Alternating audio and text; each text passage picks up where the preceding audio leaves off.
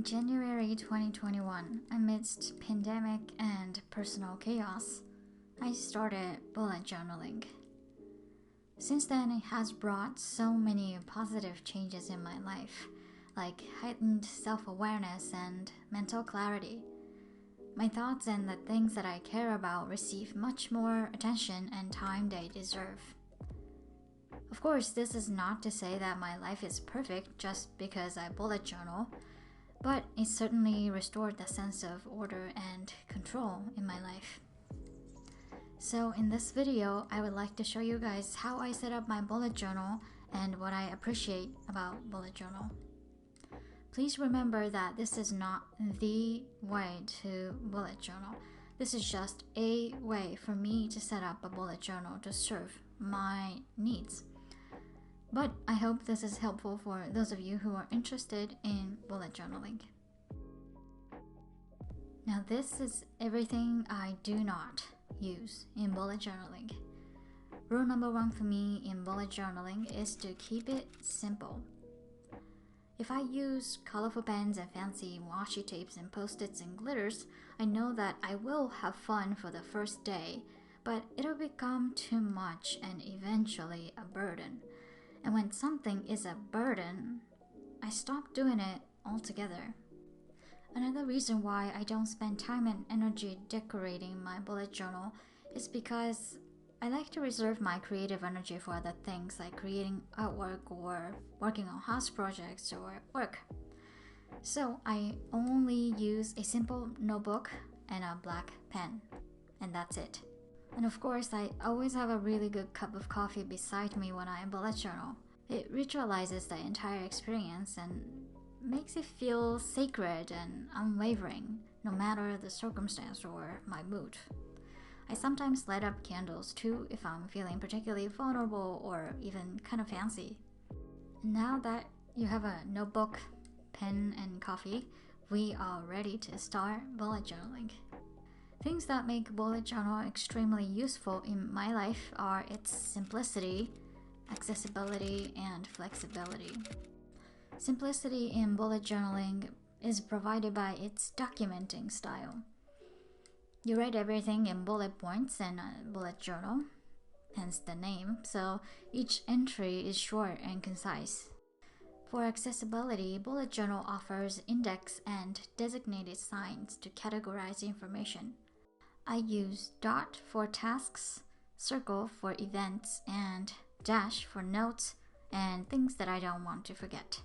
If you're a little bit confused about this, don't worry, I'll walk you guys through the details later. Another thing I really appreciate about bullet journal is its flexibility. Since there are no designated frames or lines that I'm supposed to follow, I can set up the pages however I want to serve my personal needs. And now I'm going to get into the details about the 4 pillars of bullet journal. And those pillars are index, log, collection, and signifiers. Index is a table of content. I write down the content and its page numbers. Logs are where I capture tasks, events, and notes that are time-bound. I use a future log, which is for the next 6 months, and a monthly log for current month, and a daily log for, well, daily. Collections are basically lists that are dedicated to specific topics. So you can make a shopping list or a bucket list, or gather pieces of information that have a common theme. You could make a collection page with your ideas for your next travel locations or business ideas and so on and so forth.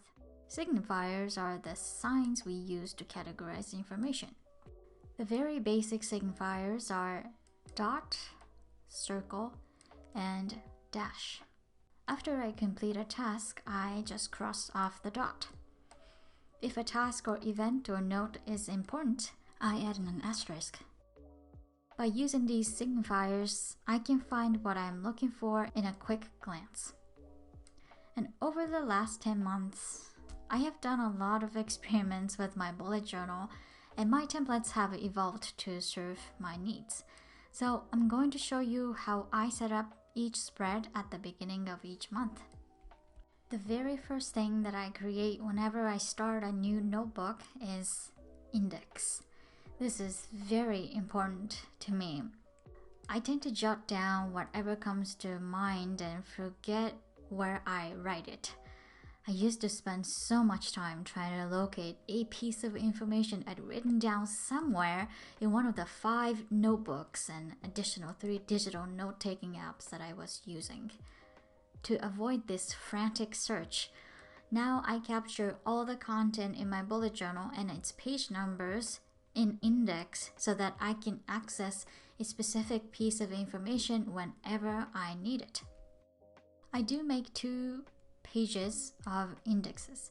The left page is dedicated to my personal things and the right page is for my work-related content.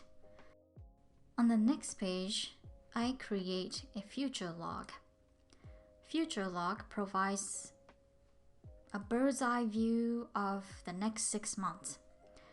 I use 2 pages and divide each page into 3 columns and assign the next 6 months into each column like this.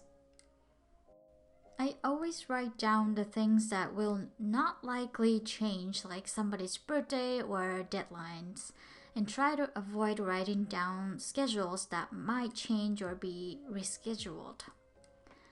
And after I create a future log, I make sure to go back to my index page and document the page numbers of the future log in the index.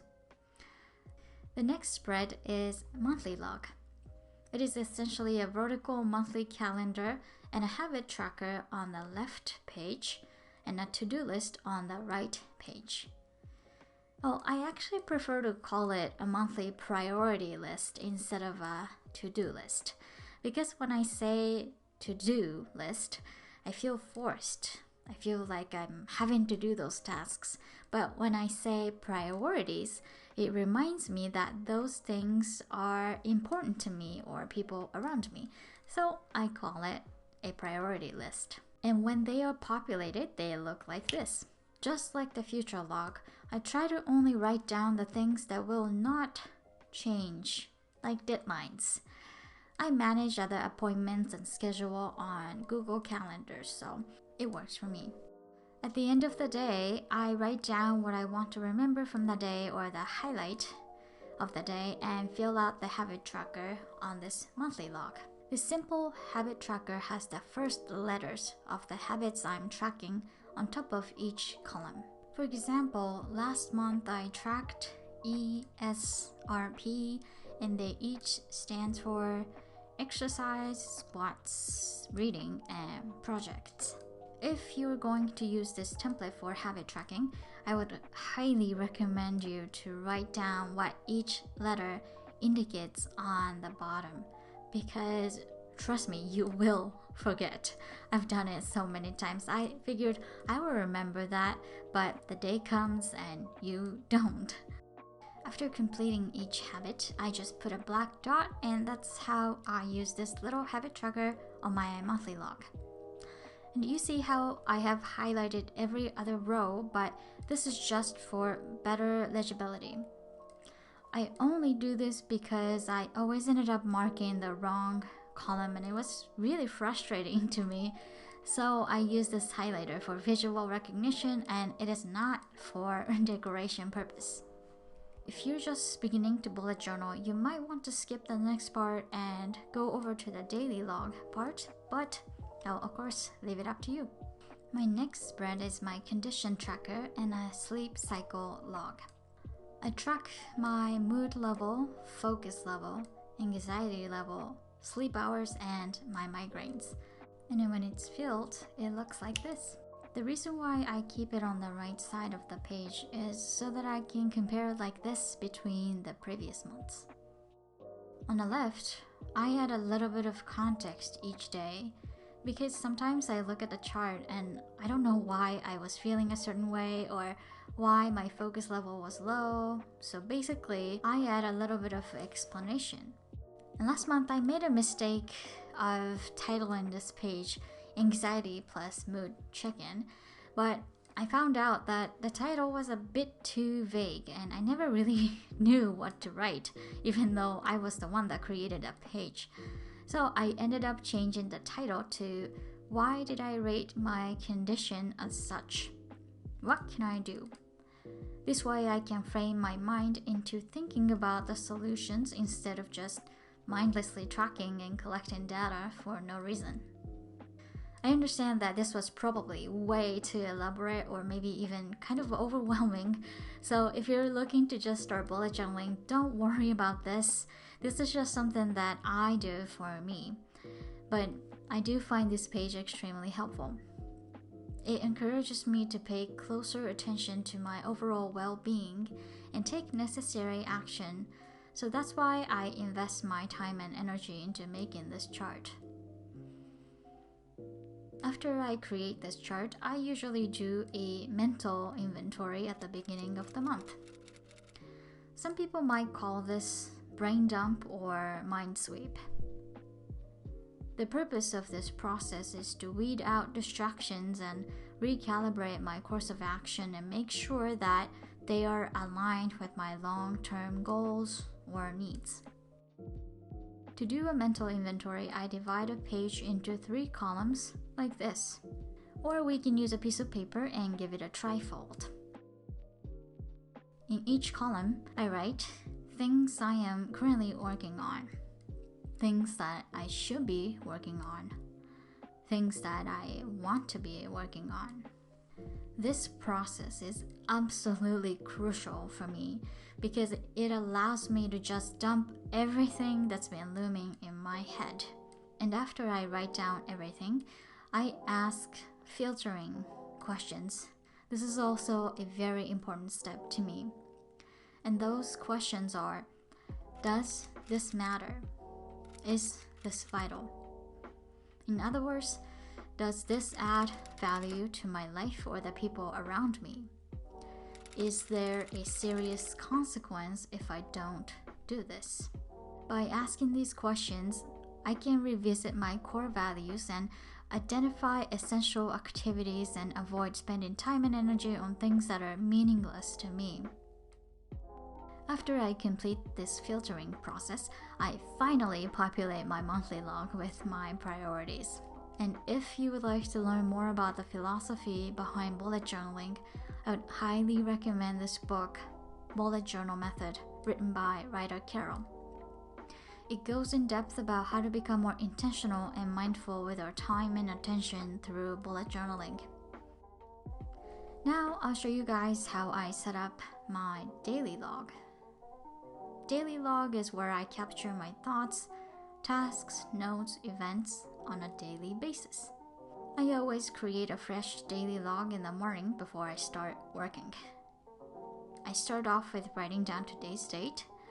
Then I draw this E-shaped signifier. I use this to capture 3 things that I am grateful for, or 3 things that made me happy that day. For instance, kind comments from others, or random discovery of a new favorite song, or a delicious meal, or whatever. This is just a practice for me to pay closer attention to all the positivity that I otherwise tend to overlook. This provides me the opportunity to appreciate life. I know it sounds cheesy, but it's true. And the next thing I write down is my original signifier, and it's shaped as an anchor. I use this anchor signifier to set my intention for the day and to decide one thing that I want to focus on. Most days I have so many obligations and tasks and responsibilities that my mind gets scattered and I tend to get stretched thin.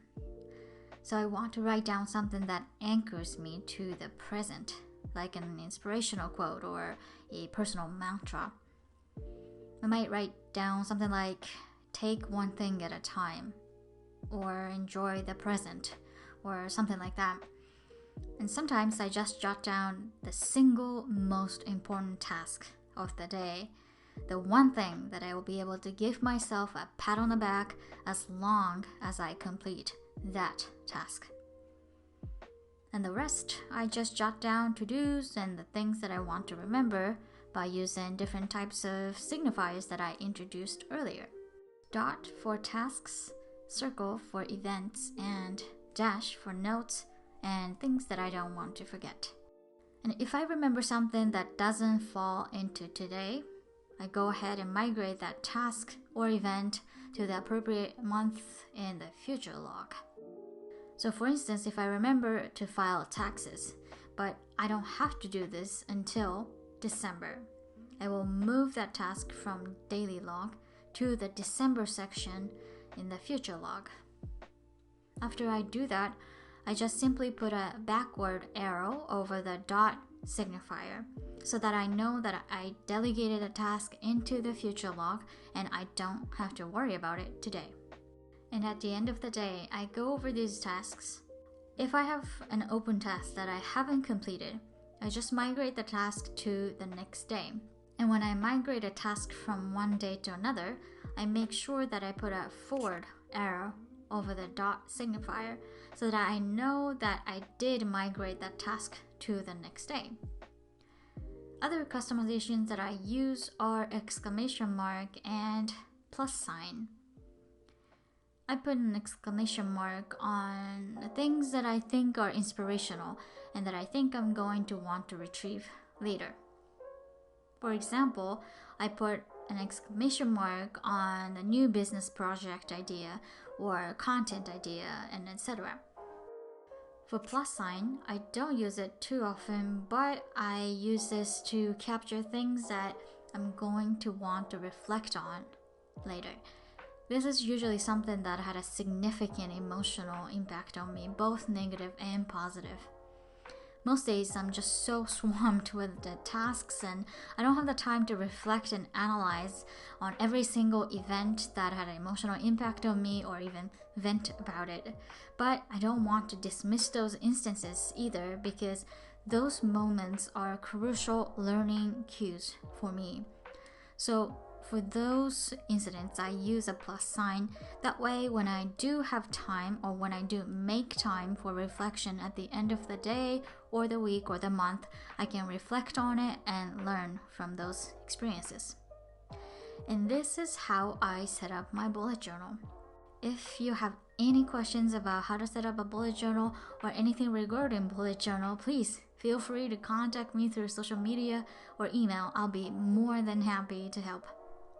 Enjoy the bullet journaling journey, and I'll see you guys in the next video.